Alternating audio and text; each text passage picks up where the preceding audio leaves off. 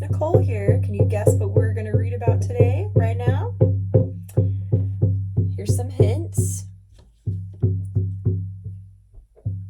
Any ideas?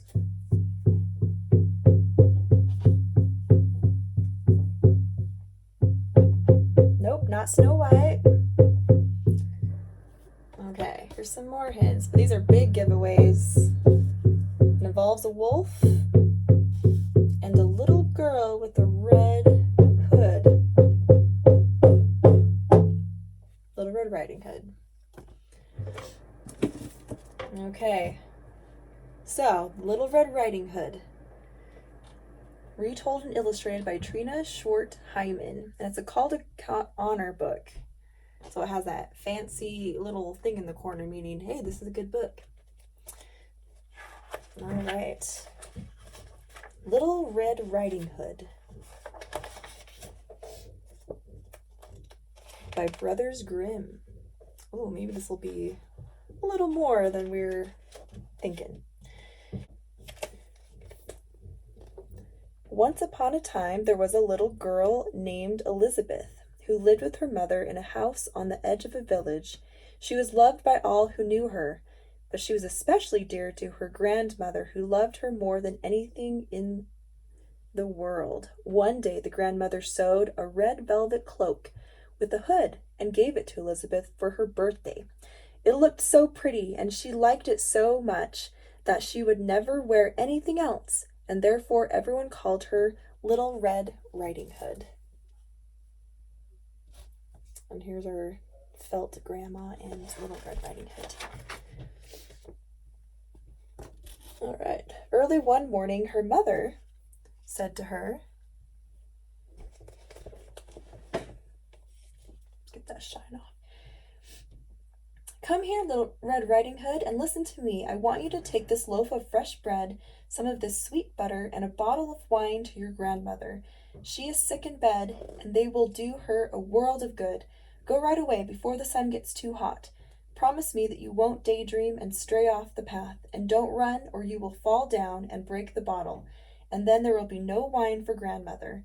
And when you get there, please don't forget your manners. Say good morning, please, and thank you, nicely, without staring around about you or sucking your finger. Don't stay too long, or else you will tire grandmother. And when you have had a nice visit, come straight home. Yes, Mamma, said Little Red Riding Hood. I promise I will do just as you tell me.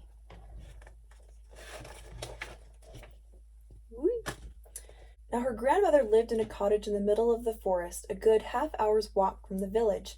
But Little Red Riding Hood knew the way, so she was not afraid to go by herself. When she had walked far enough into the woods to feel just a bit lonely, who should she meet but a sly and hungry old wolf?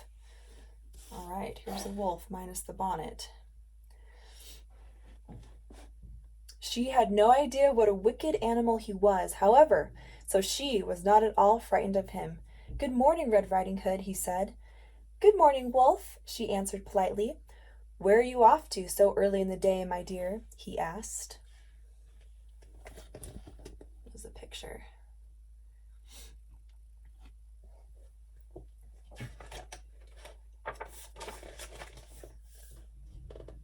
I'm going to grandmother's. She is sick in bed, you know. Is that so? He murmured. And what have you got in your basket? A loaf of bread, some sweet butter, and a bottle of wine. Mamma and I baked yesterday, so I'm taking a loaf to grandmother. It will do her a world of good. Now, isn't that nice? And where does your grandmother live, Little Red Riding Hood? Do you think she should answer? Oh, it's a good 15 minutes farther into the wood. Her house is the one by those 3 big oak trees, right next to the blackberry hedge, and there's a stream running by her garden. Surely you know the place, said Little Red Riding Hood. I don't know. That's such a good idea to be telling strangers like a wolf, this guy, where you live or where your grandmother lives or you're going to.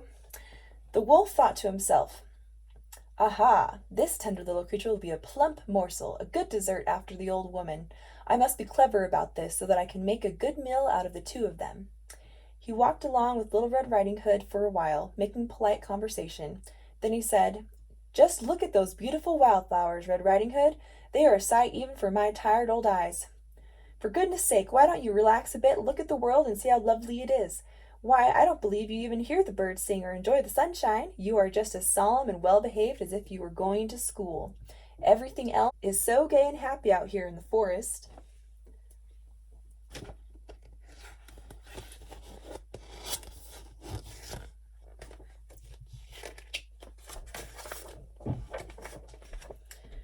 Then Little Red Riding Hood looked away from the path, and when she saw the sunlight dancing through the trees and the wildflowers and butterflies scattered throughout the ferns, she thought, I'm sure that Grandmother would feel happier if I took a bunch of flowers. They are a sight for tired old eyes, I know, and it is still quite early in the day. I'll have plenty of time to pick them.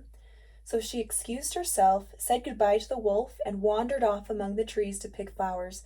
Each time she picked one, she always saw another, even prettier one farther away. And so she left the path and went deeper and deeper into the forest. Meanwhile, the wicked wolf went straight off to the grandmother's cottage and knocked softly at the door.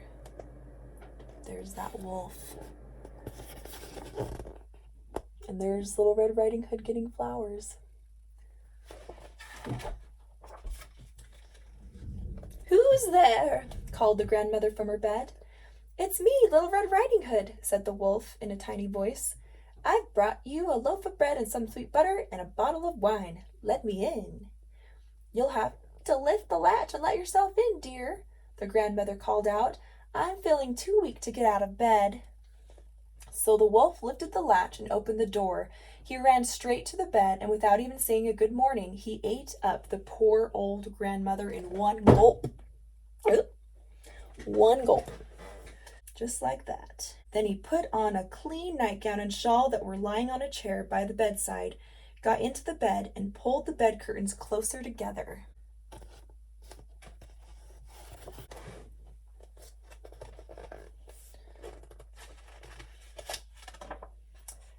Well, he was a really good impersonator.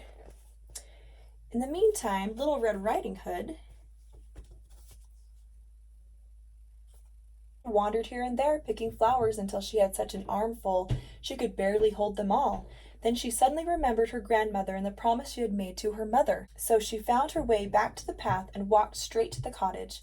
When she got there, she was amazed to find the door open, and she tiptoed in. She felt quite frightened, but she didn't know why. What's wrong? She thought. I always like coming to grandmother so much. Why should I feel so afraid?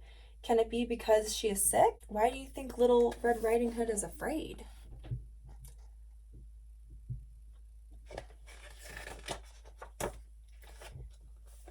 Good morning, grandmother, she called, but there was no answer. Then she went quietly into the bedroom and pulled the bed curtains back. There lay her grandmother, but she had drawn her shawl down over her face, and she looked very odd. Red Riding Hood couldn't help but stare. Grandmother, what big, hairy ears you have grown, she said. The better to hear you with, my dear. We got wolf with his grandmother cap. There it is in the book.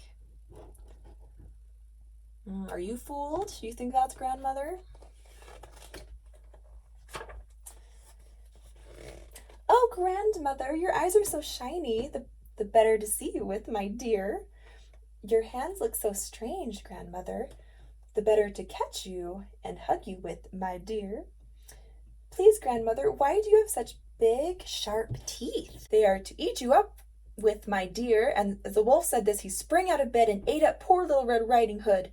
Then, having finished his first good meal in many weeks, that wicked wolf went back to bed, pulled the covers up, and soon was snoring as loudly as you can imagine.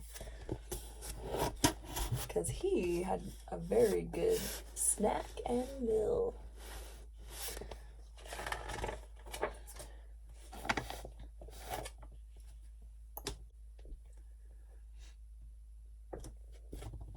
This is the hunter. Not long after that, a huntsman from the village happened to be passing by the grandmother's cottage. By Jiminy, he thought, the old lady is snoring much too loudly. Maybe I should stop in and see if there's anything the matter with her. So he went right into the house and up to the bed, where he saw the wolf fast asleep in the grandmother's nightgown and shawl with a fat stomach full to bursting. I mean, maybe the grandma has sleep apnea. Burgess snores. Right away the huntsman guessed what had happened. "So here you are, you old sinner," the huntsman said. "I've been looking for you all these years, and now this is where I find you." He raised his gun to shoot, but then he wondered if the wicked old wolf might have swallowed the grandmother whole, and if perhaps there was a chance she still might be saved. So he took out his knife and quickly killed the wolf while he lay sleeping. Then he carefully cut open the wolf's stomach. What do you think he found?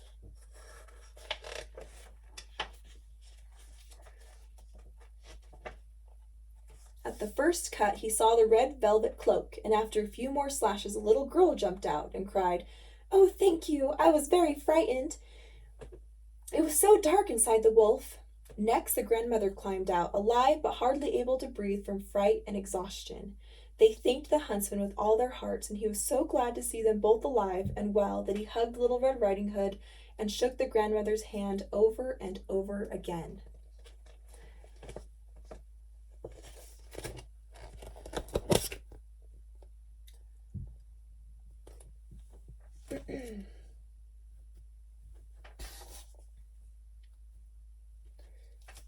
Oh, that's the mom.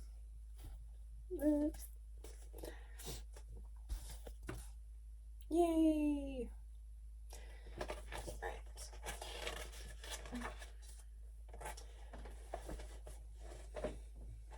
They were all quite happy. The huntsman skinned the wolf and took the pelt home to nail on his door. Little Red Riding Hood and her grandmother sat down together to eat the fresh bread and sweet butter. The grandmother drank some of the wine, and Red Riding Hood had a cup of blackberry tea. After a while, the grandmother felt quite strong and healthy and began to clean up the mess that the wolf had left in the cottage. And looks like they had some scrumdiddlyumptious food as well. As Little Red Riding Hood walked home through the woods, she thought to herself, "I will never wander off the forest path again as long as I live. I should have kept my promise to my mother." She was comforted, though, that she had at least minded her manners, and had always said, "Good morning, please, and thank you."